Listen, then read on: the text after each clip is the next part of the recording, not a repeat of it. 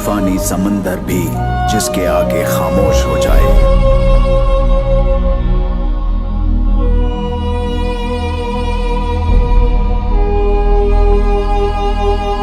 हर सरताज जिसके आगे सर झुकाए।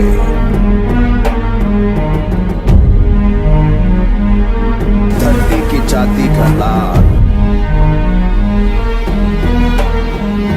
बाहों में ताकत, आंखें जैसे बाज।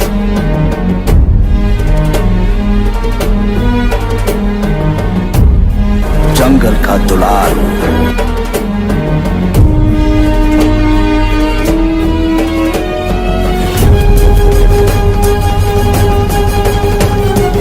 गोंड का अहंकार।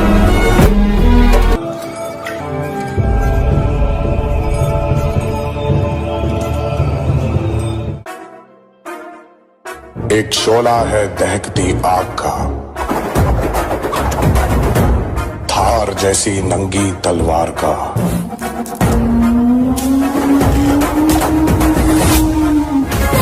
वक्त आ गया है मारने या मर जाने का। उठाओ अपनी बंदूकें और लड़ो, लड़ो अपनी आजादी के लिए, लड़ो एक बार अपने हक के लिए। जाओ।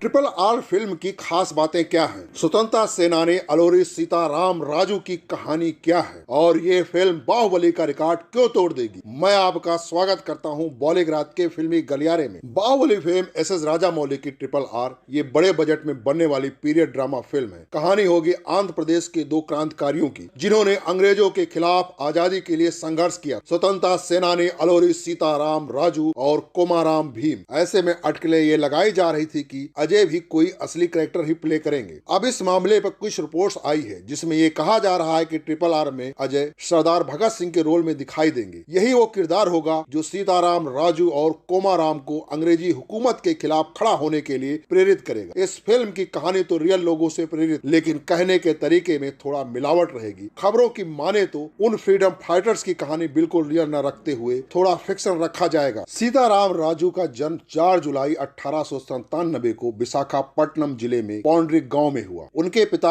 अलोरी वेंकट राम राजू ने बचपन से ही सीताराम राजू को यह बताकर क्रांतिकारी संस्कार दिए कि अंग्रेजों ने ही हमें गुलाम बनाया और ये हमारे देश को लूट रहे हैं। सीताराम राजू के जहन में पिता की ये बातें घर कर गई। राजू के क्रांतिकारी साथियों में बिरैया दौरा का नाम भी आता है, जिनका अपना वनवासी संगठन था।